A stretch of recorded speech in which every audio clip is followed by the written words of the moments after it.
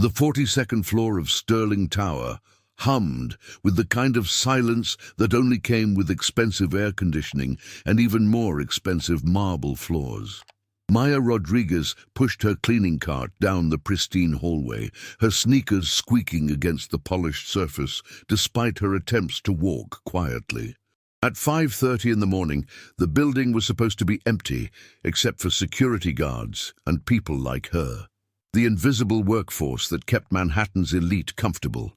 She paused outside the corner office, checking her phone for the third time in 10 minutes. Still no response from her brother Carlos about picking up their mom from dialysis later.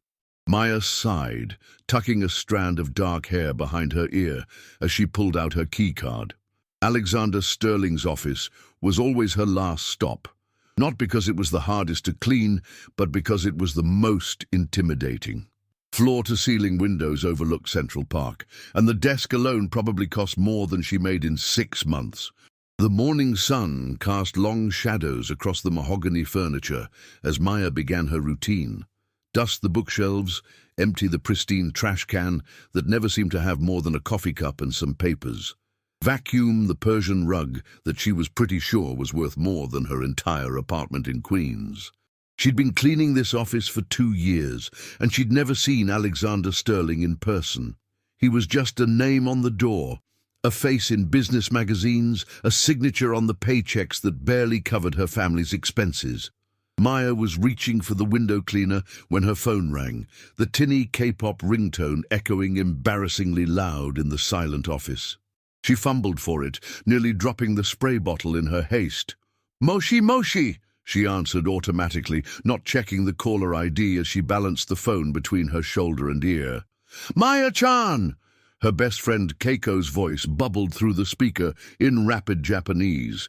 "Did you see the new episode last night? I can't believe Hiroshi finally confessed to Sakura. And the way he—" "Keiko, I'm at work," Maya whispered back in Japanese, glancing toward the door. "I can't talk about anime right now.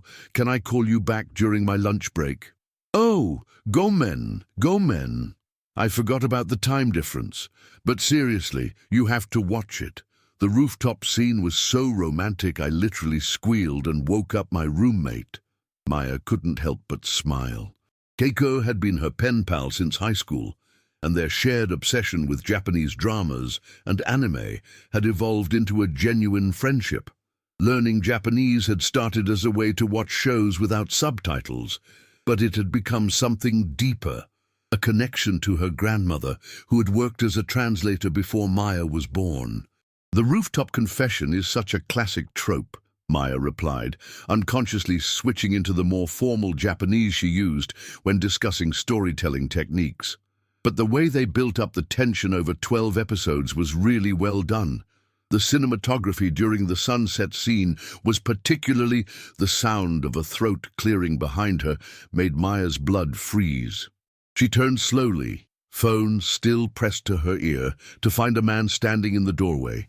Not just any man, Alexander Sterling himself. She recognized him immediately from the business magazines her mom read at the doctor's office, though the photos didn't do justice to how tall he was or how his dark hair was slightly mussed, as if he'd been running his hands through it.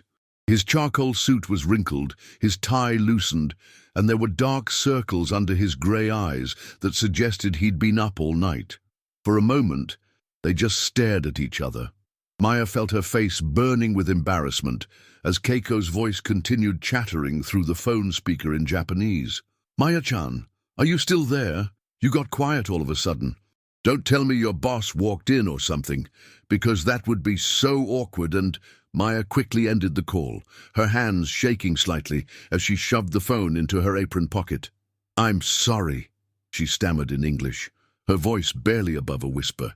"I didn't know anyone was here. I'll just finish up and get out of your way." But Alexander Sterling wasn't looking at her with the annoyance she expected.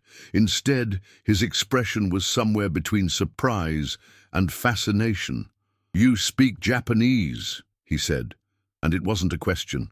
Maya nodded, not trusting her voice. She could feel her cheeks burning with mortification. Of course, the one time she got caught having a personal conversation at work, it had to be by the CEO himself. She was definitely getting fired. "How well?" he asked, stepping further into the office. What? How well do you speak Japanese?" His grey eyes were intent now, focused on her in a way that made her stomach flutter nervously. That sounded pretty fluent. Maya blinked, confusion replacing some of her panic. This was not the conversation she'd expected to have while clutching a bottle of window cleaner and standing next to a cleaning cart. "Pretty well, I guess," she said carefully. "I've been studying it for about 8 years. Why?" Alexander Sterling ran a hand through his already messy hair, and Maya noticed his shirt sleeves were rolled up, revealing forearms that suggested he did more than just sit behind a desk all day. "This is going to sound crazy," he said, beginning to pace behind his desk, "but I've been up all night trying to figure out how to salvage the biggest deal of my company's history. We're supposed to meet with Japanese investors in—" he glanced at his Rolex. "4 hours. My translator cancelled yesterday due to a family emergency, and every other qualified interpreter in the city is either booked or wants double rates for such short notice." Maya stared at him, trying to process what he was saying. "You need a translator." "I need a miracle," he said with a humorless laugh. "These investors are old school. They prefer to conduct serious business in Japanese, and they're particular about cultural nuances. If this meeting goes badly, I could lose everything I've worked for." He stopped pacing and looked at her directly. Maya felt her breath catch. Up close, his eyes weren't just grey, they had flecks of blue in them like storm clouds. "What's your name?" he asked. Maya Rodriguez." "Maya Rodriguez," he repeated, as if testing how it sounded. "Would you be interested in making $5,000 for 4 hours of work?" Maya nearly dropped the window cleaner. "I'm sorry, what?" $5,000 to translate for this meeting. I know it's unusual, and I know you probably have other commitments today, but I'm desperate.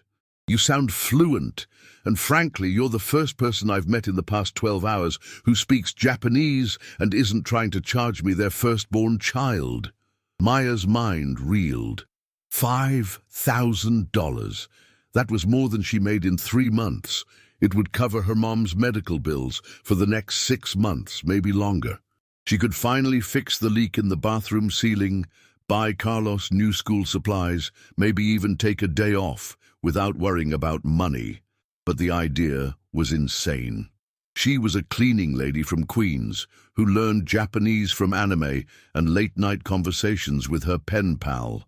She didn't know anything about business or investments or dealing with important people who wore suits that cost more than her rent. "Mr. Sterling," she said slowly, "I don't think you understand. I'm not a professional translator. I just clean offices and watch too many Japanese dramas. I don't know anything about business terminology or... Can you translate basic business concepts?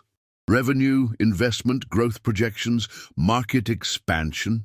Maya thought about the countless hours she'd spent translating manga and anime that dealt with everything from high school romance to corporate intrigue. Yes, probably. Can you be polite and professional in Japanese? Handle formal business etiquette? Years of watching Japanese dramas had taught her more about formal speech patterns and business courtesy than she'd ever expected to need. "Yes, then you're exactly what I need." Alexander Sterling walked around his desk, stopping a few feet away from her. This close, Maya could smell his cologne, something expensive and clean that made her stomach do complicated things. "Maya, I know this is crazy. I know I'm a stranger asking you to help me with something way outside your normal job description. But I'm asking anyway, because sometimes crazy is all we have left." Maya looked at his face, really looked at it, and saw something she hadn't expected. Vulnerability. Despite the expensive suit and the corner office, and the fact that his name was literally on the building, Alexander Sterling looked scared. "What exactly would I have to do?" she heard herself asking. "Just translate. Sit in on the meeting. Help facilitate conversation. Make sure nothing gets lost in translation. The investors are primarily concerned with our expansion into the Asian market, specifically Japan. They want to know we understand the culture, that we respect their business practices, that we're not just another American company trying to muscle in without understanding the nuances. Maya bit her lip thinking. She did understand the nuances, maybe not from a business perspective, but from years of studying the language and culture she'd fallen in love with. She understood the importance of reading between the lines, of recognizing when someone was being polite versus when they were actually interested, of the subtle ways respect was shown and earned. "I don't have anything to wear to a business meeting," she said finally. Alexander Sterling's face lit up with hope. "That's not a problem. We'll figure it out. I don't have any experience with Maya." He said her name softly, and she stopped talking. "I've been in business for 15 years. I've hired consultants and advisors and experts who charge hundreds of dollars an hour, and half of them don't understand what their clients actually need. Sometimes the person who understands something best is the person who learned it because they loved it, not because they were paid to." Maya stared at him, her heart pounding. $5,000. 4 hours. How hard could it be?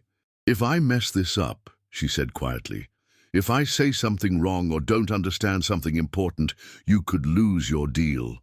"If you don't help me," Alexander Sterling replied, "I'm definitely going to lose my deal." Maya looked around the pristine office, at the cleaning supplies in her hands, at the expensive furniture and the view of Central Park that she'd admired from a distance for 2 years. Then she looked back at the man who was offering her more money than she'd ever seen at once, just for speaking the language her grandmother had taught her to love. "Okay," she said, surprised by the steadiness of her own voice. "Let's save your company." The smile that spread across Alexander Sterling's face was bright enough to power the entire 42nd floor. "Thank you, Maya Rodriguez," he said. "I have a feeling you're about to change everything." As Maya set down the window cleaner and tried to process what she'd just agreed to, she couldn't help but think that Alexander Sterling might be more right than he knew. She was definitely about to change everything, starting with her own life. The question was she ready for it? "We have 2 hours, Alexander said, checking his watch again as they stood in the elevator descending from his office. "The meeting is at 10, which means we need to get you ready and briefed by 9:30 at the latest." Maya gripped the elevator rail, her stomach churning with a mixture of excitement and pure terror. "Ready how exactly?" "Because I'm pretty sure showing up in my cleaning uniform isn't going to inspire confidence in your Japanese investors." Alexander glanced at her uniform.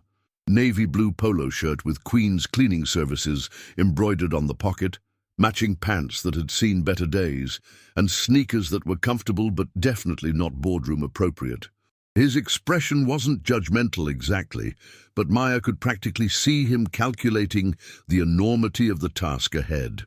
"My assistant keeps emergency outfits in the office," he said, as the elevator dinged at the 38th floor. "She's roughly your size, and she has impeccable taste. As for briefing—" He paused, running his hand through his hair again, a gesture Maya was beginning to recognize as his tell when he was stressed. "We'll figure it out." "You keep saying we'll figure it out, like it's a business strategy," Maya said, following him down another pristine hallway. "What if we don't figure it out? What if I walk in there and accidentally insult someone's ancestors or something?" Alexander stopped walking and turned to face her. "Maya, have you ever been in a situation where you had to fake confidence you didn't have?" The question caught her off guard. She thought about every parent-teacher conference where she'd had to advocate for Carlos while their mom was too sick to go. Every time she'd had to negotiate payment plans with doctors' offices. Every job interview where she'd had to convince someone that despite her address and her accent, she was worth taking a chance on. "Yeah," she said quietly, "more than I'd like to admit." "Then you already know the most important skill for this meeting," he said. "Everything else is just vocabulary." They stopped at a glass-walled office where a nameplate read, "Jennifer Walsh, Executive Assistant." Alexander produced a key and let them in. The office was smaller than his, but still impressive, with a view of the city and furniture that screamed efficiency and style. "Jen keeps a wardrobe here for emergencies," Alexander explained, opening a closet that was better organized than most department stores. "Client dinners that run late, meetings that come up last minute, spilled coffee catastrophes. She's about your height, maybe a little taller." Maya stared at the selection of professional clothing, blazers in navy and charcoal, silk blouses in cream and pale blue, pencil skirts and tailored pants. Everything looked expensive and impossibly sophisticated. "I can't wear someone else's clothes to your business meeting," she protested. "What if I spill something? What if—" "Maya," Alexander's voice was gentle but firm. "Jen won't mind. She's helped me out of more impossible situations than I can count. Besides," he added with a slight smile, "she owes me. I covered for her when she accidentally scheduled 3 board meetings at the same time last month." While Maya was still processing this, Alexander was already pulling items from the closet. "Navy blazer, cream blouse, these pants should work." He turned to hand her the clothes, then froze. "I should probably wait outside while you change." "Probably," Maya agreed, fighting back a smile at the faint pink tinge that appeared on his cheeks. For a man who was supposedly this intimidating business mogul, Alexander Sterling was turning out to be surprisingly human. 20 minutes later, Maya stood in front of the office mirror, barely recognizing herself. The navy blazer fit perfectly. The cream silk blouse felt like liquid against her skin, and the tailored pants actually made her look like she had legs that went on for miles. Jennifer Walsh had excellent taste, and apparently the exact same shoe size. The black heels Maya had found in the closet were professional, but not too high. "Maya, how's it going in there?" Alexander's voice came through the door. "I think I'm ready," she called back, though she wasn't sure she'd ever be ready for what they were about to do. When she opened the door, Alexander's reaction was immediate and gratifying. His eyes widened slightly, and for a moment he seemed to forget how to speak. "You look—" he started, then stopped. "I mean, you look very professional. Perfect for the meeting." Maya smoothed down the blazer, hyper-aware of how different she felt in these clothes. Like she could actually belong in this world, at least temporarily. "Your assistant has great taste." "She does," Alexander agreed, though his eyes were still fixed on Maya in a way that made her stomach flutter. "We should go over the basics before we head to the conference room. The primary investors are Tanaka-san and Yamamoto-san from Kansai Development Group. They're interested in our software platform for the Japanese market, specifically our project management tools." As they walked back toward the elevator, Alexander launched into a crash course in Sterling Tech's business model.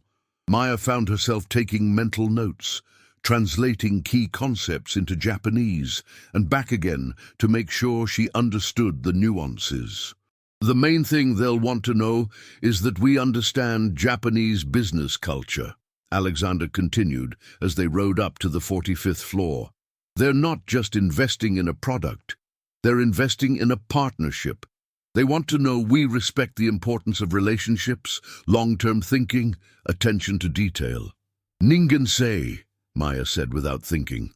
"What?" "Ningen-sei. It's the concept of human relationships being at the center of business. It's not just about profit. It's about trust, mutual respect, understanding each other's values." Maya paused, realizing she was lecturing a CEO about business philosophy. "Sorry, I didn't mean to." "Don't apologize," Alexander said firmly. "That's exactly the kind of insight I need." "How do you know about Ningen-sei?" Maya felt her cheeks warm. There was this drama series about a family that ran a traditional company for 5 generations. The grandfather was always talking about how business without Ningen-sei was just transaction, not partnership. "I guess it stuck with me." Alexander stared at her as the elevator doors opened onto the 45th floor. "Maya, you might be the most qualified person I've ever brought into a business meeting." The conference room was intimidating in its understated elegance. a long mahogany table surrounded by leather chairs, floor-to-ceiling windows offering a panoramic view of Manhattan, and technology so seamlessly integrated it was almost invisible. Alexander's team was already assembled. 3 men in expensive suits who looked like they'd stepped out of a business magazine. "Everyone, this is Maya Rodriguez, our interpreter for today's meeting," Alexander announced. "Maya, this is David Chen, our head of international development, Marcus Webb, our CFO, and James Morrison, our head of product development." The men nodded politely, but Maya could see the questions in their eyes. She didn't look like the type of interpreter they were expecting, and she certainly didn't look like someone who belonged in this room. "The Kansai Development Group should be here any minute," David said, checking his phone. "Are we ready to go over the presentation one more time?" "Actually," Alexander said, "I'd like Maya to review our materials. Get her perspective on how they might be received." Maya felt every pair of eyes in the room focus on her as Alexander handed her a tablet with the presentation loaded. She scrolled through the slides, translating the key points in her head and thinking about how they would sound to Japanese investors. "This slide about market penetration," she said carefully, "the phrasing might come across as aggressive. Japanese business culture values patience and gradual growth. Maybe instead of capturing market share, something about building lasting relationships with Japanese consumers." Marcus Webb frowned. "We need to show we're serious about results, not just relationship building." "You can show both," Maya replied, surprising herself with her confidence. "In Japanese business culture, the stronger your relationships, the better your long-term results. They're not separate things, they're connected." Alexander was nodding. "What else?" Maya continued through the presentation, offering suggestions based on her understanding of Japanese communication styles and business values. With each comment, she could see the men around the table taking her more seriously. "One more thing," she said as they wrapped up. "At the beginning of the meeting, they'll probably exchange business cards. There's a specific etiquette. Receive the card with both hands, bow slightly, read it carefully, and place it respectfully on the table in front of you. Don't write on it or put it in your back pocket." "How do you know all this?" James asked, genuine curiosity replacing his initial skepticism. "Japanese dramas are very detail-oriented about business scenes," Maya said with a small smile. "Plus, I've watched a lot of documentaries about Japanese corporate culture. When you love something, you tend to absorb more information than you realize."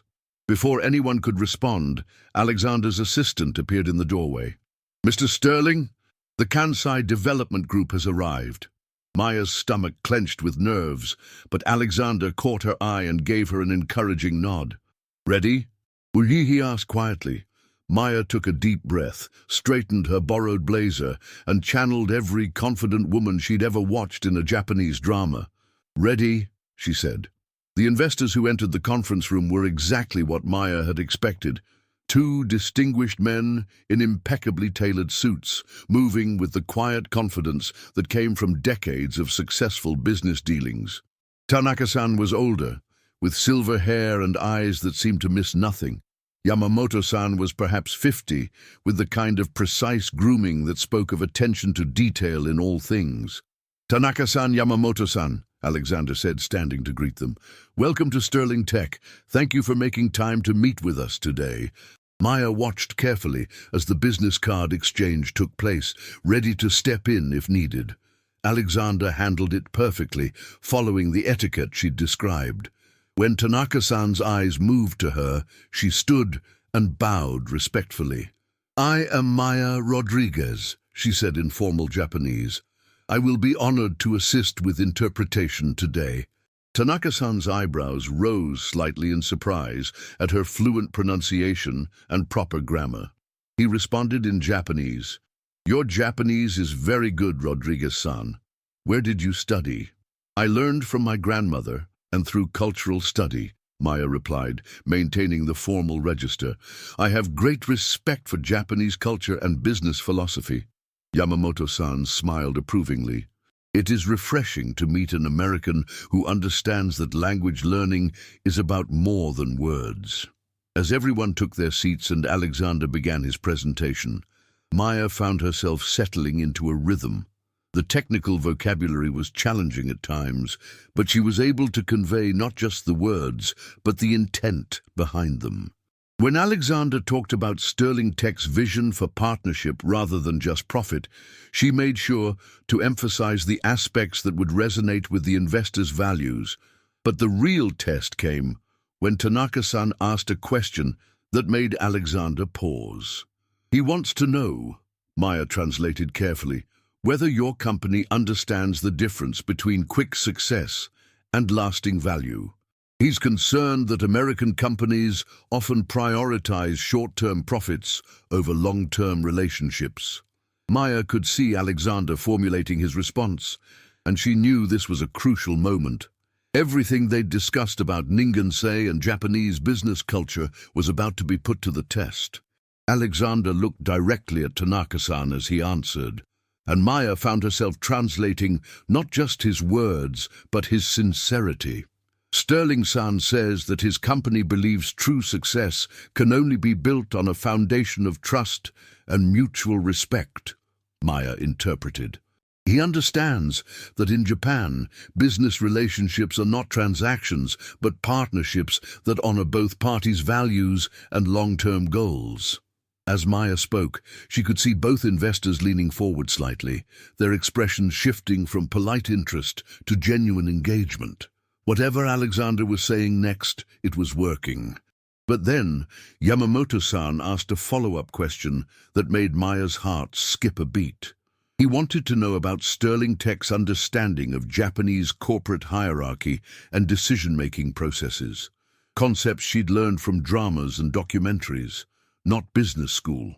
Maya looked at Alexander, then back at Yamamoto-san, and realized she was about to find out if her unconventional education was enough for the most important translation of her life. Maya felt every eye in the room on her as Yamamoto-san's question hung in the air. He had asked about Ringi, the Japanese consensus-building process where decisions moved up through corporate hierarchy slowly and deliberately. It wasn't just a business term. It was a fundamental aspect of how Japanese companies operated and how Sterling Tech would need to adapt if they wanted to succeed in Japan. She looked at Alexander, whose confident expression had shifted to barely concealed panic. His team members were checking their phones and tablets, probably trying to Google the concept Yamamoto-san had mentioned. But Maya didn't need Google. She'd watched this exact scenario play out in at least a dozen Japanese dramas. "Yamamoto-san is asking about your company's understanding of the Ringi system," Maya said to Alexander in English, her voice steady despite her racing heart. "It's the process of building consensus from the bottom up before major decisions are made. He wants to know if Sterling Tech would be willing to adapt your decision-making processes to work within this framework when partnering with Japanese companies." Alexander's relief was visible, but Maya could see he was still struggling with how to respond.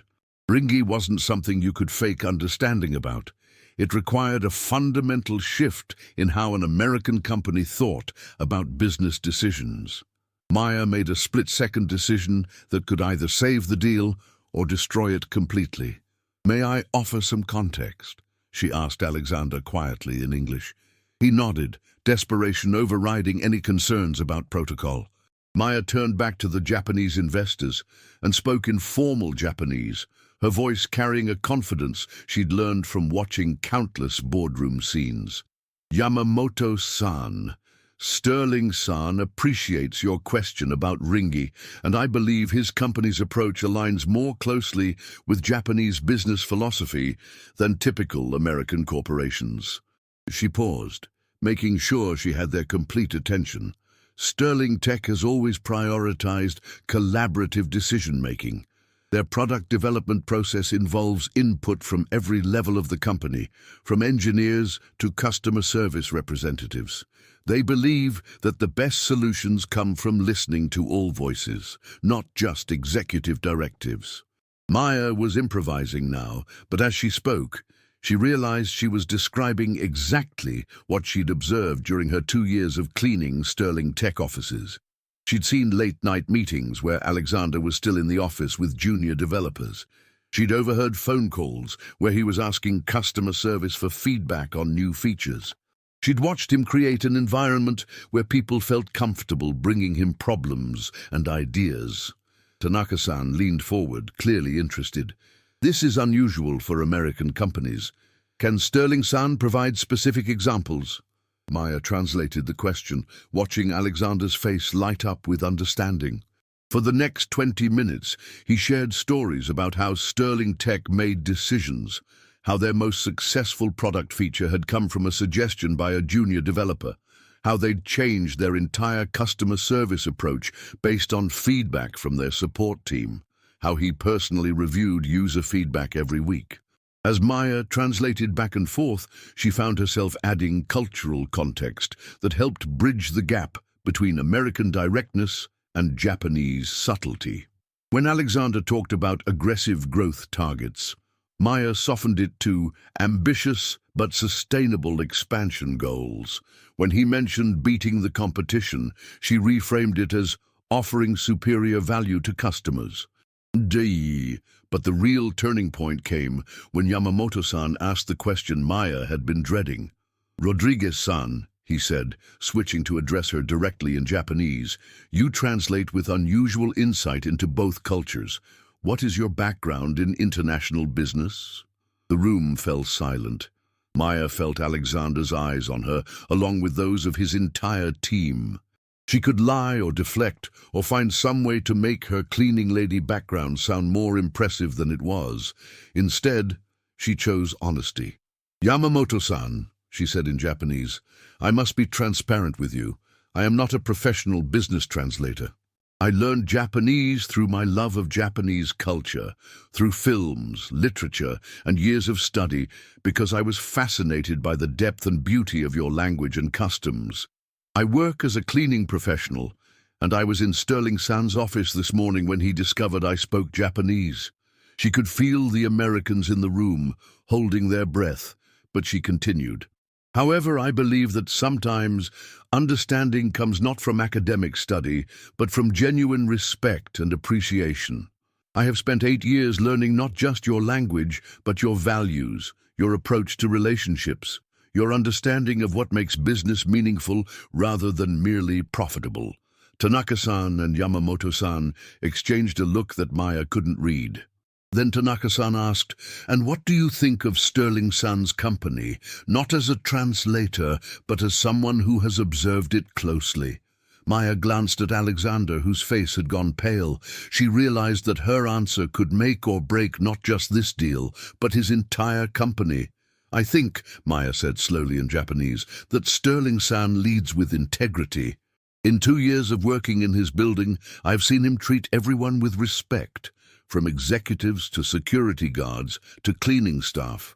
I have observed him making decisions based on what is right for his employees and customers, not just what is profitable.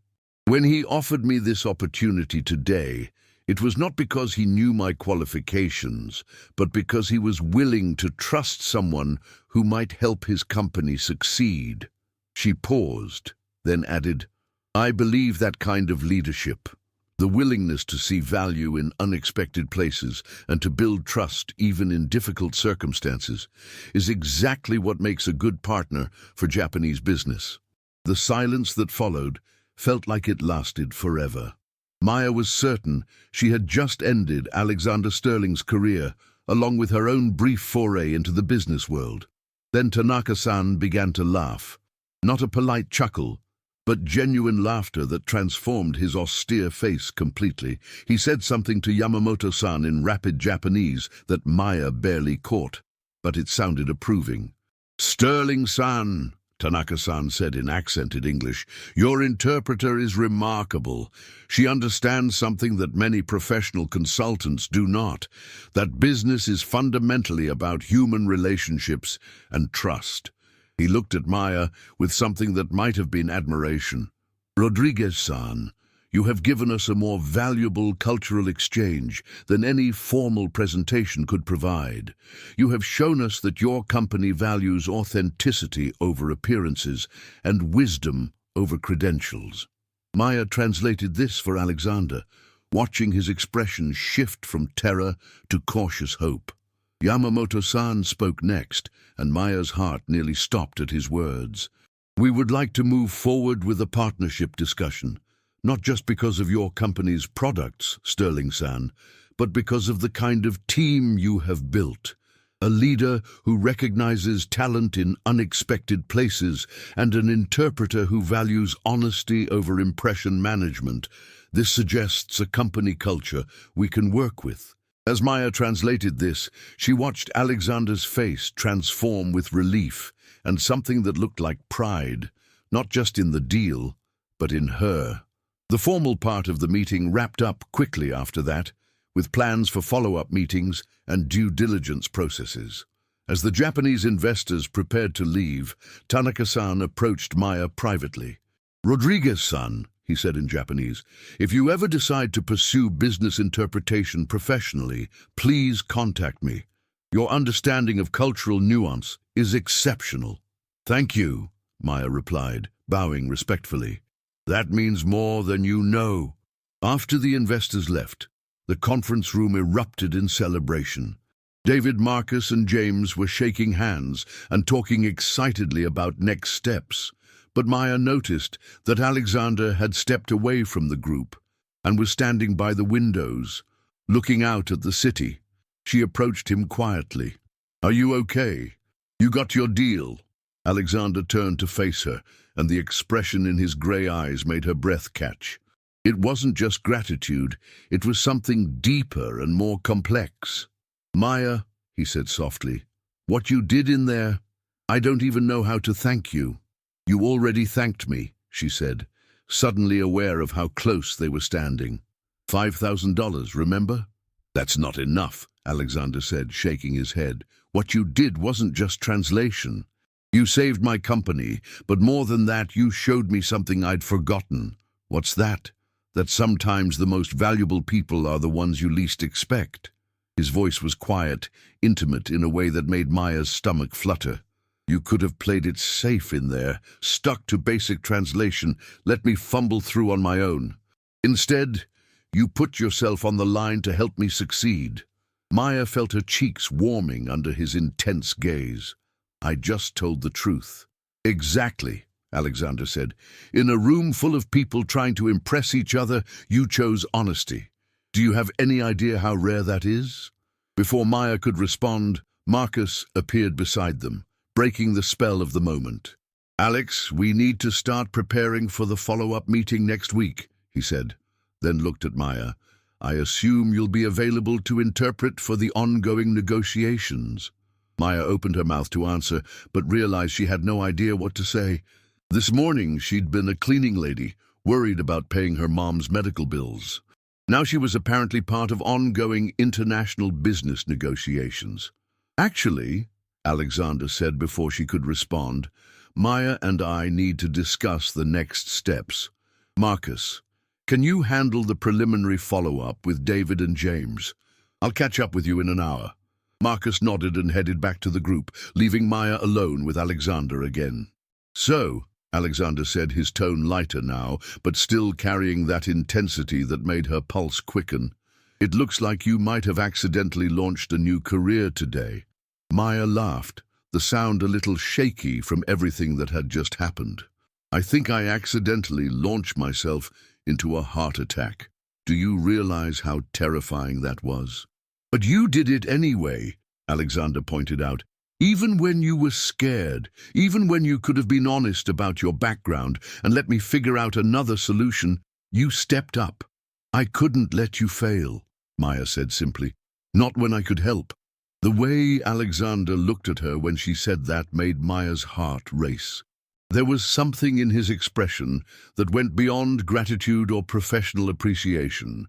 something that made her suddenly very aware that they were alone in a conference room 45 floors above the city, and that she was wearing another woman's clothes while having feelings she had no business having about her CEO. "Maya," Alexander said, his voice lower now, "would you like to have lunch with me? Not to discuss business," he added quickly, "but because I'd like to get to know the woman who just changed my life." Maya stared at him, her practical brain warring with the part of her that had been attracted to this man since the moment he'd appeared in his office doorway that morning. Lunch with Alexander Sterling wasn't just lunch. It was stepping into a world she didn't belong in, with a man who was so far out of her league they weren't even playing the same sport. But then she remembered what he'd said about recognizing value in unexpected places, about trust and taking chances on people. Maybe, just maybe, she was allowed to take a chance too. "Yes," she said, surprised by her own boldness. "I'd like that very much."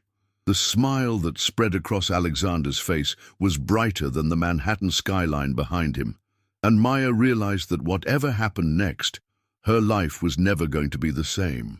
The question was she brave enough to see where this unexpected day might lead? As Alexander offered her his arm and they walked toward the elevator together, Maya caught their reflection in the conference room windows. A billionaire CEO and a cleaning lady dressed in borrowed clothes, looking for all the world like they belonged together. Maybe, she thought, they actually did. The restaurant Alexander chose was the kind of place Maya had only seen in movies. All floor-to-ceiling windows, white tablecloths, and waiters who moved like dancers. The maitre d' greeted Alexander by name and led them to a corner table with a view of Central Park that made Maya's breath catch. "Mr. Sterling, your usual table," the maitre d' said with practiced elegance. "Will you be having the tasting menu today?" "Actually," Alexander said, glancing at Maya, "we'd like to see regular menus, please." As they settled into chairs that probably cost more than Maya's monthly rent, she tried not to gawk at the crystal glasses and silverware that seemed to multiply across the pristine white tablecloth. "You don't have to change your usual routine for me," Maya said quietly, acutely aware that every other patron in the restaurant looked like they belonged in a business magazine. "I'm sure the tasting menu is wonderful." "Maya," Alexander said, leaning forward slightly, "the tasting menu is 7 courses of things like deconstructed forest floor with truffle essence." "I thought you might prefer food that actually resembles food." The unexpected admission made Maya laugh, and some of her tension eased. "You don't like the fancy food either?" "I like food that tastes like something other than the chef's philosophy degree," Alexander said with a grin that transformed his entire face. "But when you're trying to impress investors or close deals, you eat at places like this because it's expected." Maya looked around the restaurant with new eyes, noticing the way Alexander sat slightly stiffly in his chair, how he'd automatically straightened his tie when they walked in. "So what would you be eating if you weren't trying to impress anyone?" "Honestly, there's a food truck outside my gym that makes the best Korean tacos in the city. The guy who runs it used to be a line cook at Daniel, but he got tired of making food that people photographed more than they ate." The image of billionaire Alexander Sterling eating Korean tacos from a food truck was so unexpected that Maya couldn't help but smile. "That's not exactly what I pictured when you said lunch." "What did you picture?" Maya gestured around the pristine restaurant. "This. All of this. You ordering wine that costs more than my car, and me trying not to accidentally use the wrong fork." Alexander's expression grew serious. "Maya, I didn't bring you here to make you uncomfortable. I brought you here because—" He paused, running his hand through his hair in the gesture she was beginning to find endearing. "Because I wanted to talk to you somewhere private, and this is where I usually go for business lunches. But we're not here for business." "Then why are we here?" The directness of her question seemed to catch him off guard. For a moment, the confident CEO facade slipped completely, and Maya saw something vulnerable in his grey eyes. Because you're the first person I've met in years who sees me as Alexander, not as sterling tech or a net worth or a business opportunity, he said quietly. And I want to know who Maya Rodriguez is when she's not saving my company. Before Maya could respond, their waiter appeared with menus and began an elaborate recitation of daily specials that sounded more like performance art than food descriptions. Maya found herself lost somewhere around pan-seared diver scallops with cauliflower pearls and microgreen confetti. "Could we have a few minutes with the menus?" Alexander asked politely, and the waiter glided away. Maya opened her menu and immediately felt overwhelmed. Everything was described in language that seemed designed to obscure what it actually was, and the prices. Maya tried not to let her shock show, but the cheapest entree cost more than she usually spent on groceries in a week. "Okay," Alexander said, apparently reading her expression. "New plan. What kind of food do you actually like?" "Real food," Maya said with a laugh. "Pizza, burgers, my mum's arroz con pollo, anything that doesn't require a translator." Alexander signaled their waiter. "Could you bring us the check for our drinks? We're going to head out." "Sir, did something displease you?" the waiter asked, looking genuinely concerned. "Not at all," Alexander said smoothly. "Just a change of plans." 20 minutes later, Maya found herself sitting on a bench in Central Park, sharing Korean tacos from a food truck with Alexander Sterling. He'd loosened his tie and rolled up his sleeves, and the late morning sun made his dark hair look almost bronze. "This is much better," Maya said, taking a bite of the bulgogi taco that was, admittedly, incredible. "Though I have to say, watching you order from a food truck in a $3,000 suit is pretty surreal." "How do you know how much my suit costs?" Alexander asked, amused. Maya felt her cheeks warm. "I may have Googled you after I found out whose office I was cleaning. There was this article about New York's most eligible bachelor that mentioned your wardrobe budget." You Googled me," Alexander said, and there was something pleased in his voice. "What else did you find out?" "That you started Sterling Tech in your garage 7 years ago with a business partner who left after 2 years. That you've never been married but you've been photographed with approximately half the socialites in Manhattan. That you donate anonymously to literacy programs, but somehow the press found out anyway." Maya paused, then added more quietly, "And that you lost your parents in a car accident when you were 22. Alexander's expression sobered. "The articles always mention that. I think they like the tragedy angle. Orphaned heir builds business empire." "Is that how you see it? As a tragedy angle?" Alexander was quiet for a long moment, watching people walk past them in the park. "I see it as the reason I understand what it's like to have your entire world change in a single day," he said finally. "This morning you were cleaning my office. Tonight you'll go home having helped close a multi-million-dollar deal. Your life is completely different now, isn't it?" Maya considered this. "Yes and no. I mean, yes, today was incredible and terrifying and unlike anything I've ever experienced, but I'm still going home to Queens tonight.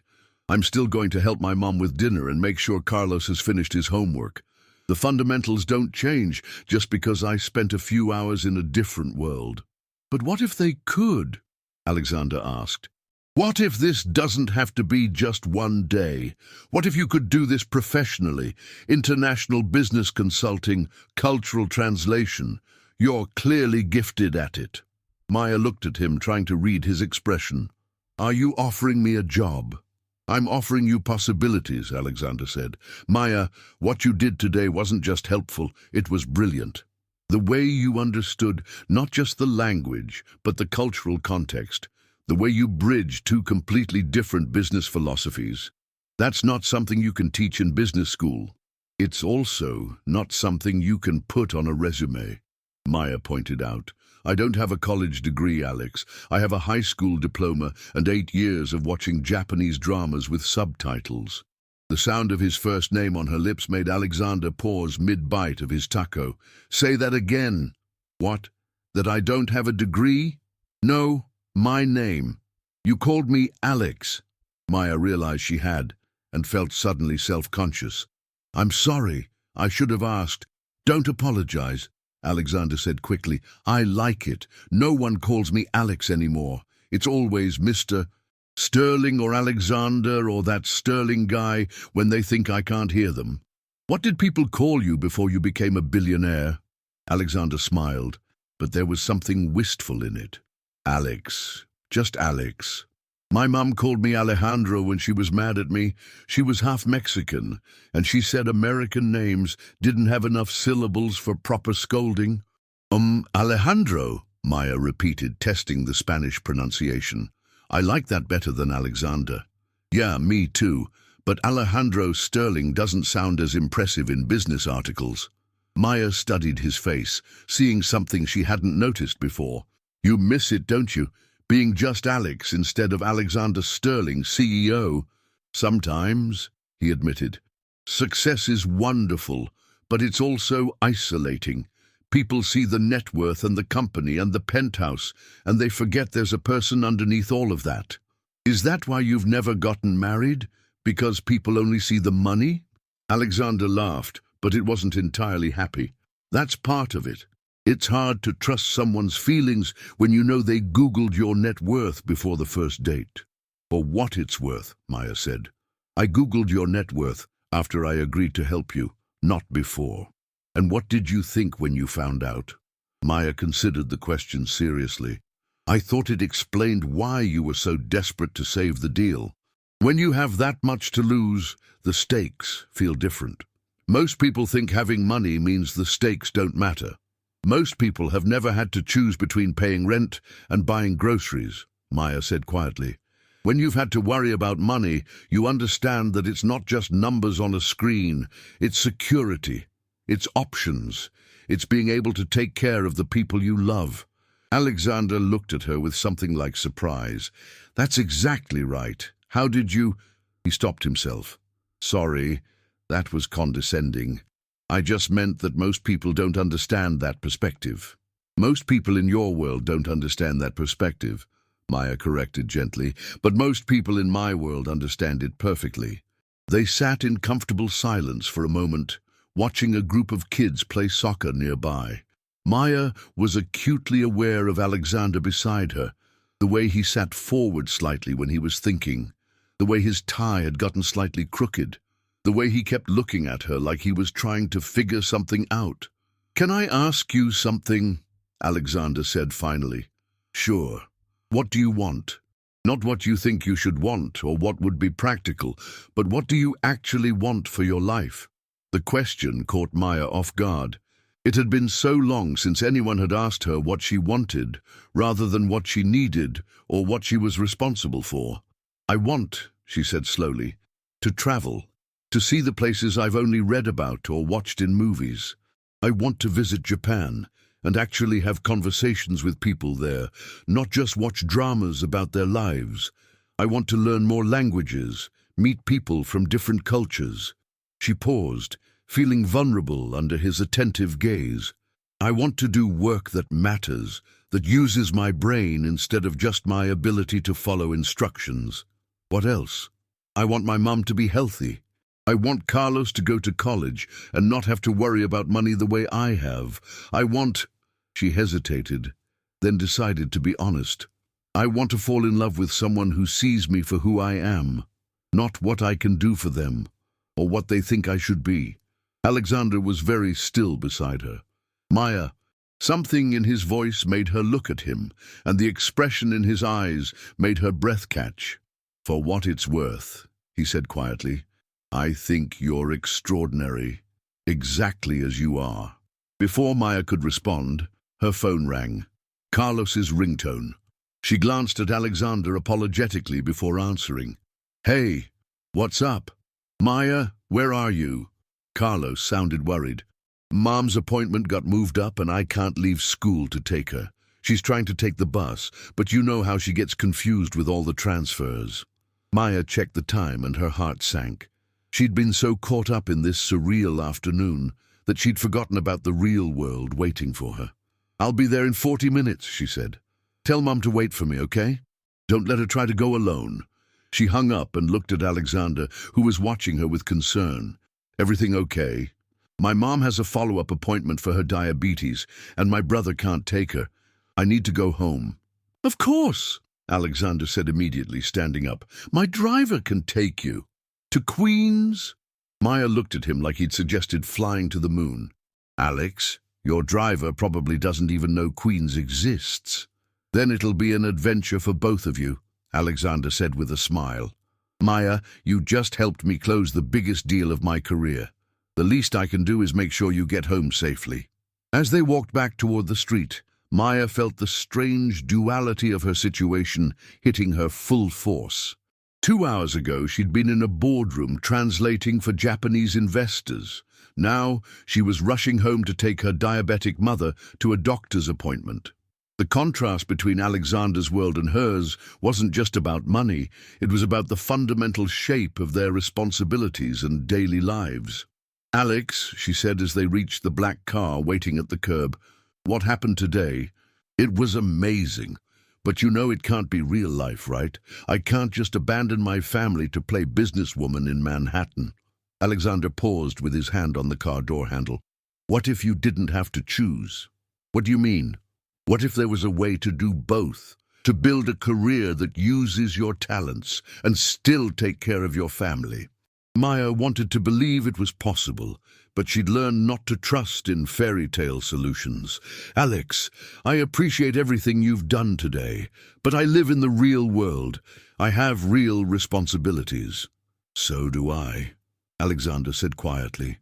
"And right now, my biggest responsibility is making sure I don't lose the most remarkable woman I've ever met, just because I'm too scared to figure out how to make this work." The sincerity in his voice made Maya's chest tight with possibility and fear. As she got into the car that would take her back to Queens, back to her real life, she couldn't help but wonder if Alexander Sterling was just another beautiful impossibility, or if sometimes, just sometimes, two completely different worlds could find a way to meet in the middle. The question was she brave enough to find out?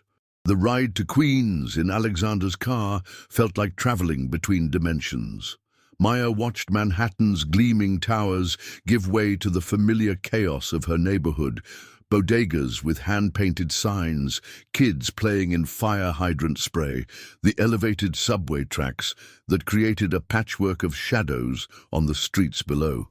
When the sleek black sedan pulled up outside her building, a group of neighborhood kids stopped their basketball game to stare. "This is me," Maya told the driver, a professional man named James, who had been perfectly polite, but clearly mystified by his destination.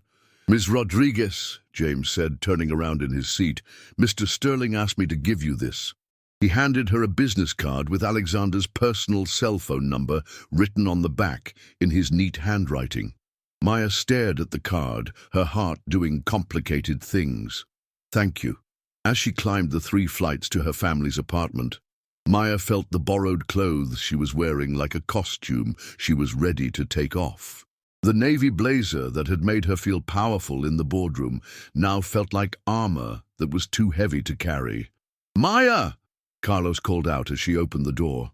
"Finally! Mum's been ready for an hour and she's getting nervous about being late." Their mother, Elena Rodriguez, appeared from the kitchen, dressed in her best blouse and moving carefully with her walker.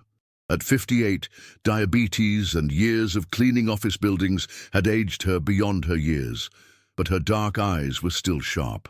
"Mija," she said, looking at Maya's outfit with surprise. "What are you wearing? And why do you look like you've been crying?" "I haven't been crying, Mom," Maya said, though she realized her eyes were probably bright with unshed tears from the emotional whiplash of the day. "And it's a long story. Are you ready to go?" As they made their way slowly to the bus stop, Elena peppered Maya with questions about her unusual appearance. Maya found herself telling an abbreviated version of the morning's events, leaving out most of the details about Alexander and focusing on the translation work. "You made $5,000. Elena stopped walking, leaning heavily on her walker. "Maya, that's more than you make in 3 months." "I know, Mum. It was Unexpected. And this man, this Sterling, he wants you to work for him again. Maya thought about Alexander's words in the park, about possibilities and not having to choose between worlds.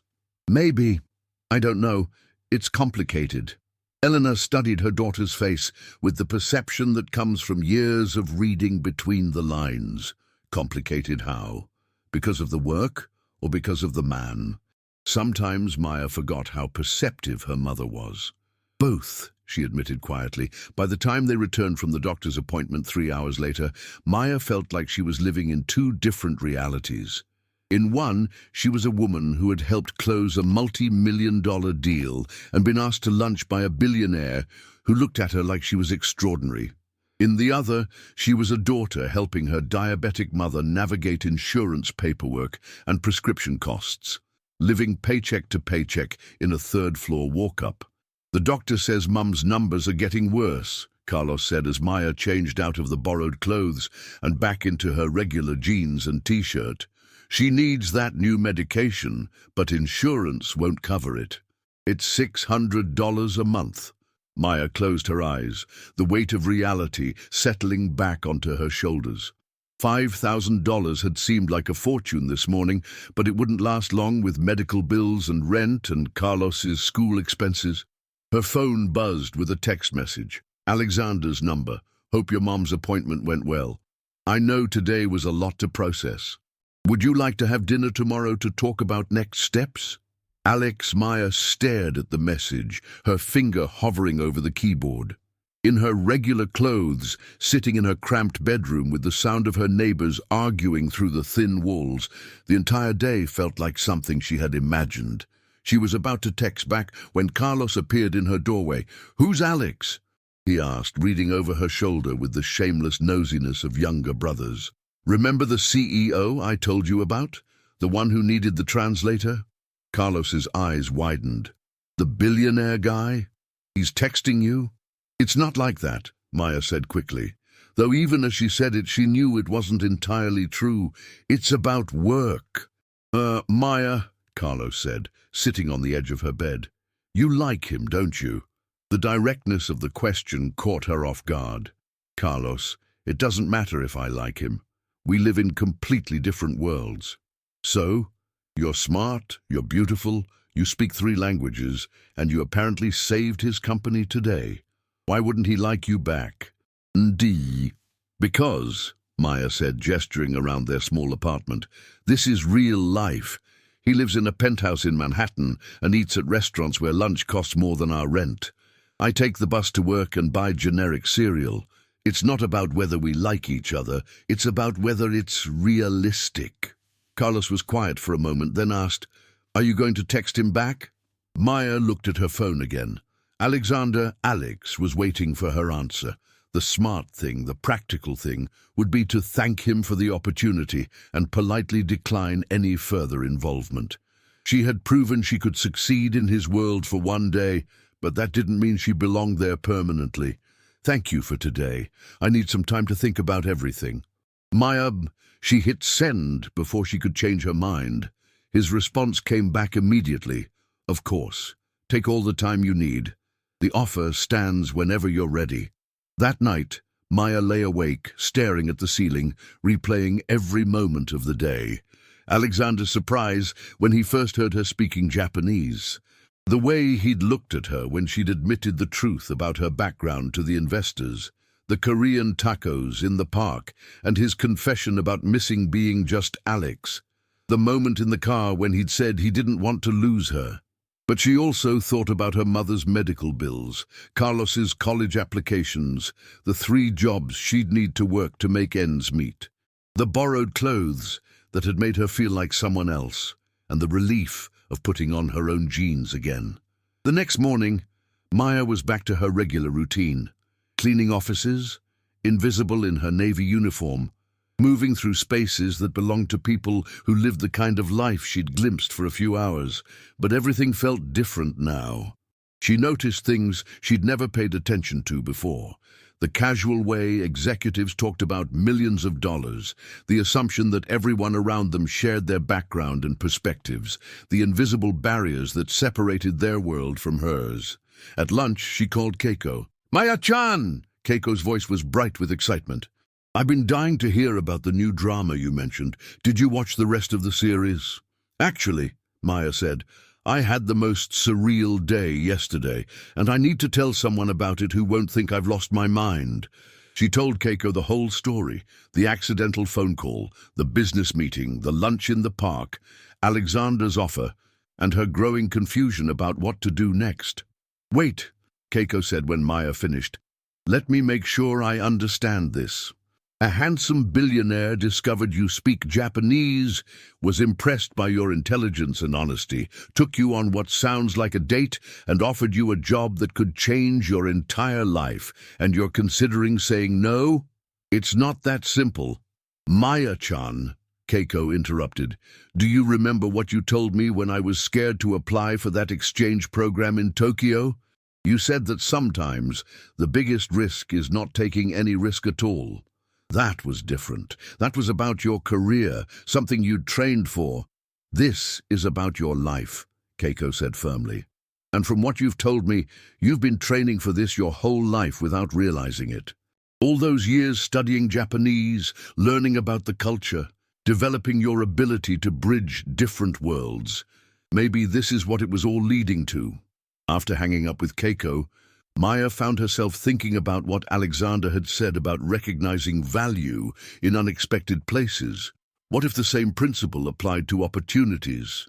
What if the fact that this chance had come from such an unlikely source didn't make it less valuable, but more so?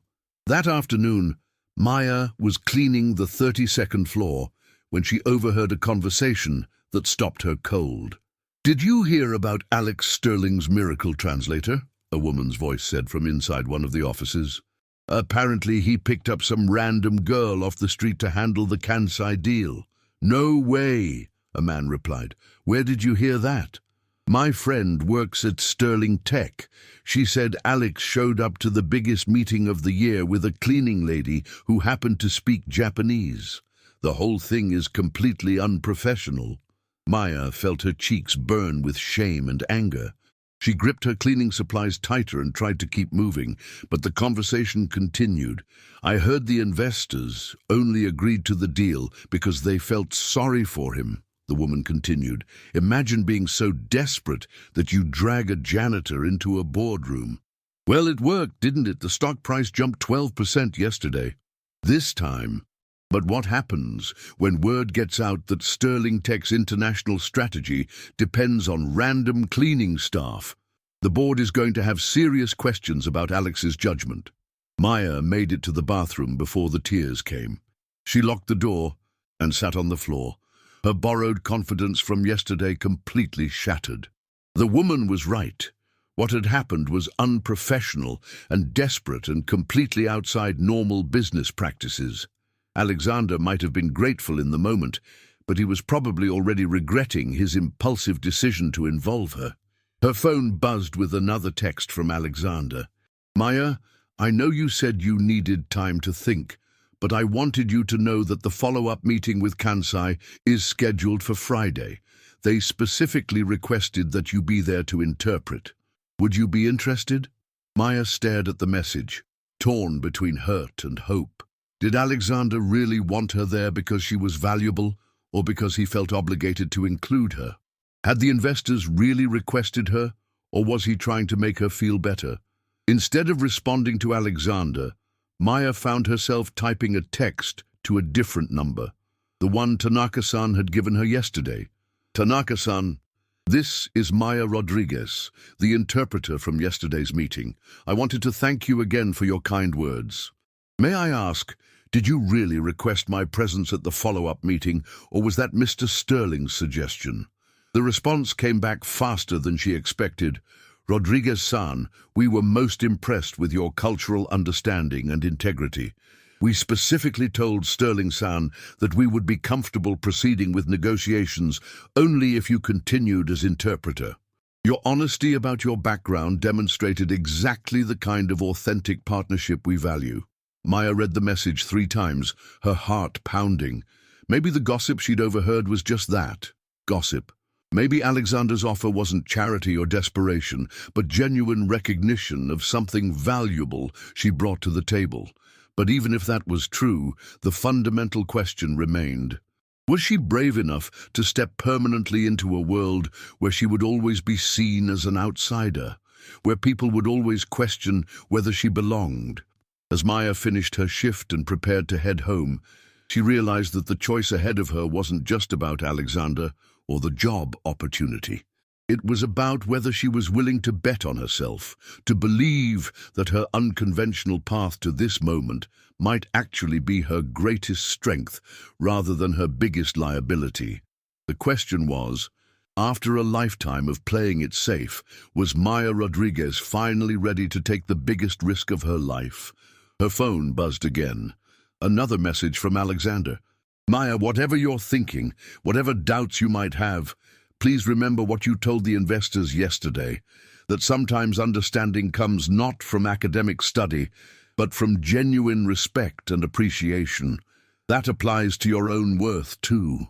Maya stared at the message, her heart racing. Somehow Alexander had sensed her uncertainty and found exactly the right words to remind her of who she was and what she'd accomplished. As she walked toward the subway, Maya made a decision that would change everything. She pulled out her phone and typed, "Alex, I'll be there Friday, but not just as your interpreter, as your partner in making this deal succeed. If we're going to do this, we're going to do it right." His response came back immediately. Partners. I like the sound of that. Maya smiled as she descended into the subway, finally understanding that sometimes the biggest leap of faith isn't jumping into someone else's world. It's believing that you have the right to create your own.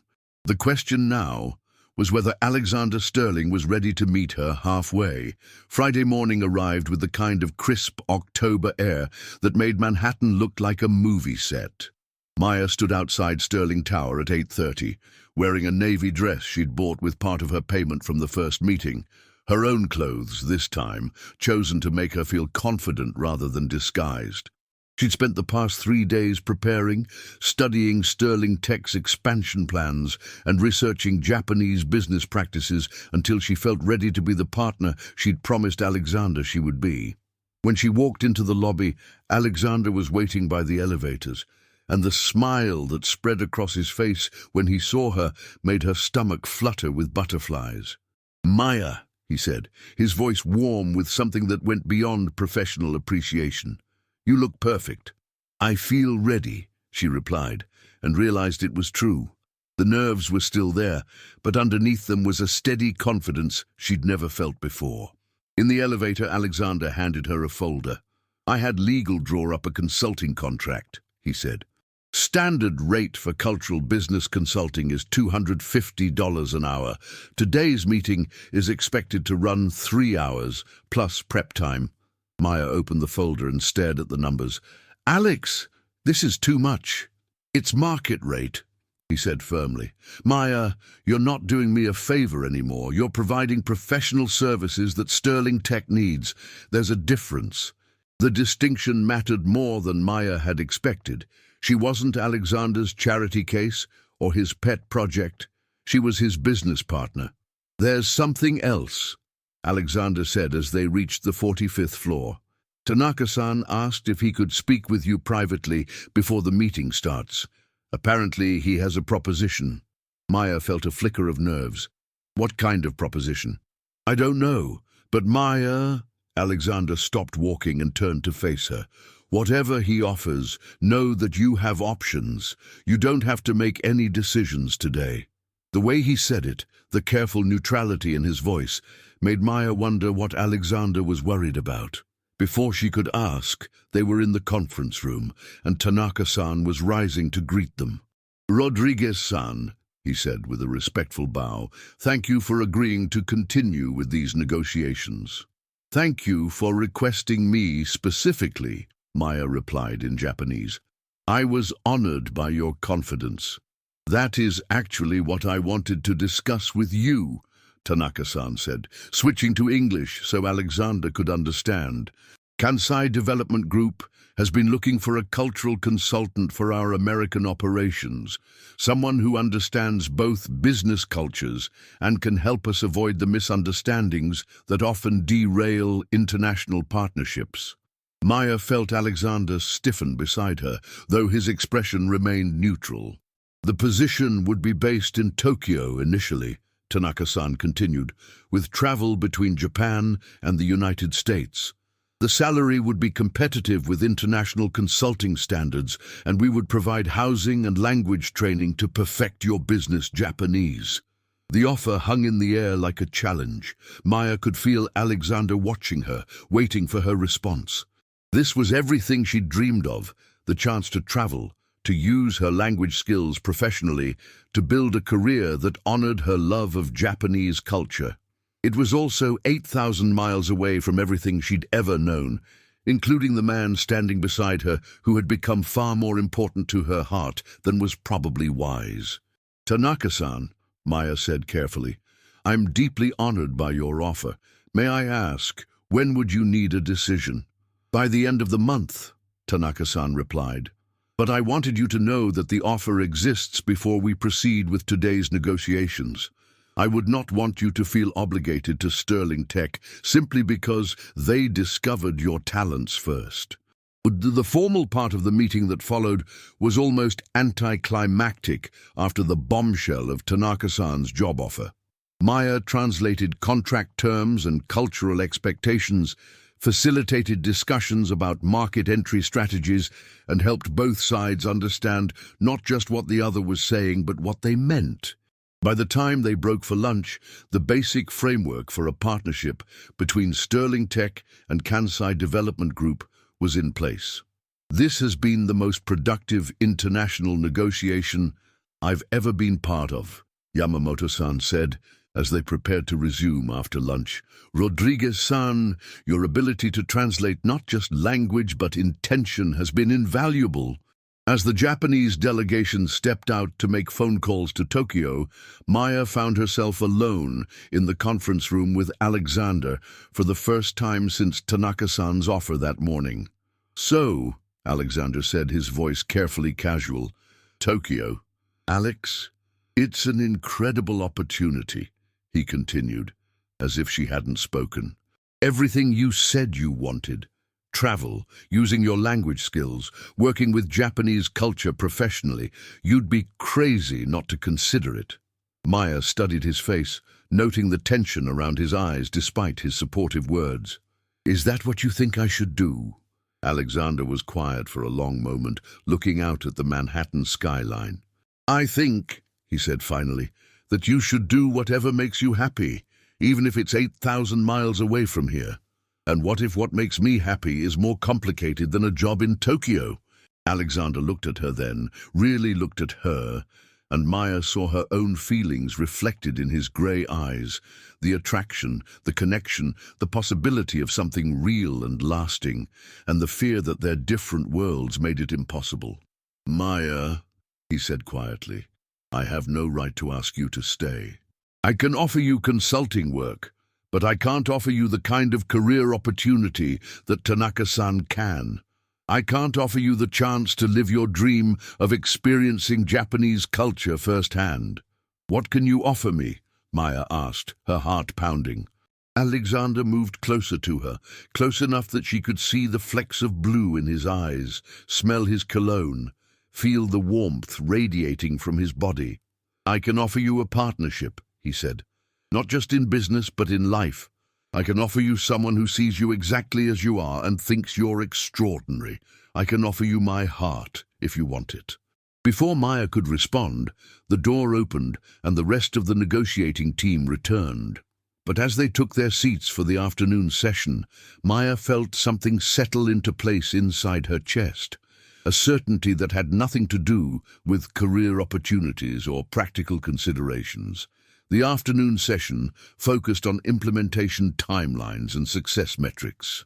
Maya found herself contributing more than just translation, offering insights about cultural expectations and suggesting modifications that would make the partnership more successful for both sides. At one point, she caught Alexander watching her with pride and something deeper, and she had to remind herself to focus on the business at hand. By 5 o'clock, they had a signed letter of intent and a timeline for finalizing the full partnership agreement.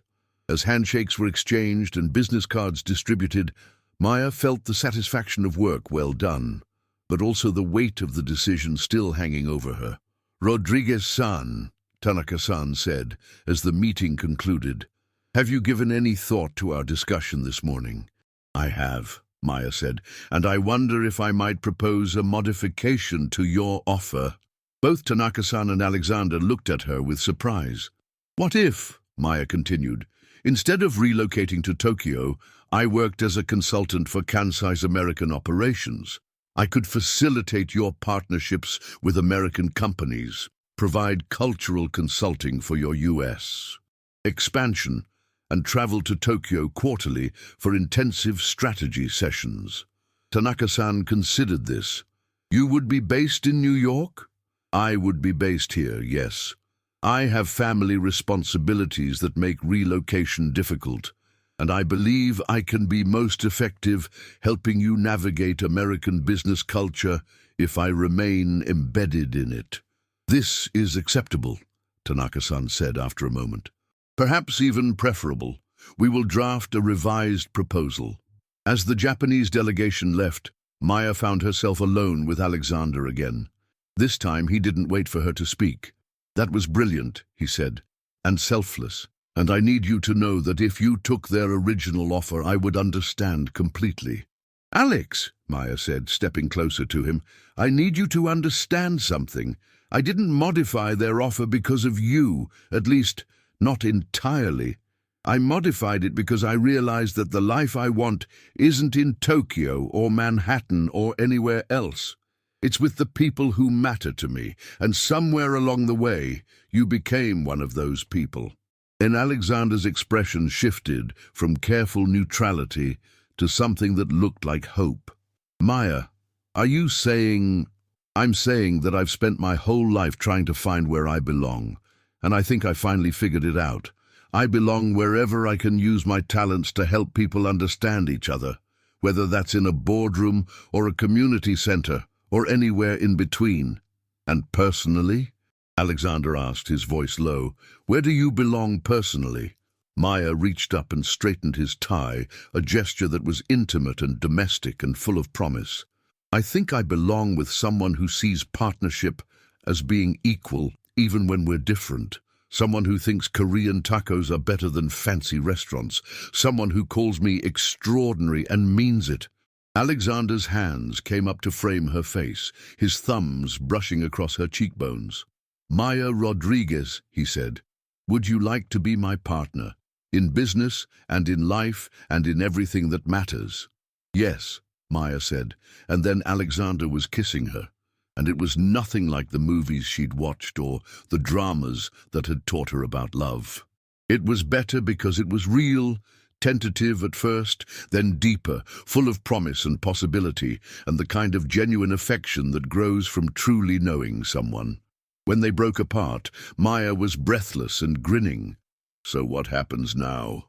"Now," Alexander said, his arms still around her, "we figure it out together.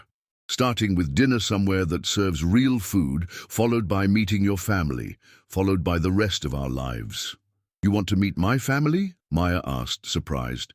"Maya, if we're going to be partners, I want to know everyone who matters to you. Your mom, Carlos, your pen pal in Japan, the bodega owner who probably knows all your business. Everyone." The image of Alexander Sterling in her queen's apartment, trying to charm her protective mother and attempting to communicate with Carlos in Spanish, was so endearing that Maya started laughing. "What's so funny?" "I was just thinking about you meeting my mom," Maya said. "She's going to interrogate you like you're applying for the FBI." "Good," Alexander said seriously. "I want her to know that my intentions toward her daughter are completely honorable and absolutely permanent." "Permanent?" Maya raised an eyebrow. Alexander's cheeks flushed slightly. I mean, I hope they are, if you want them to be. I know it's early, but Maya, I haven't felt this way about anyone ever, and I don't want to pretend this is casual when it's not. Maya felt her heart do a complicated flip.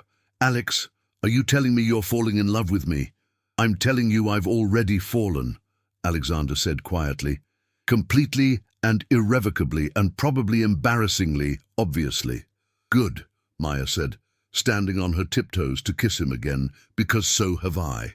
As they left Sterling Tower together that evening, Maya's phone buzzed with a text from Carlos.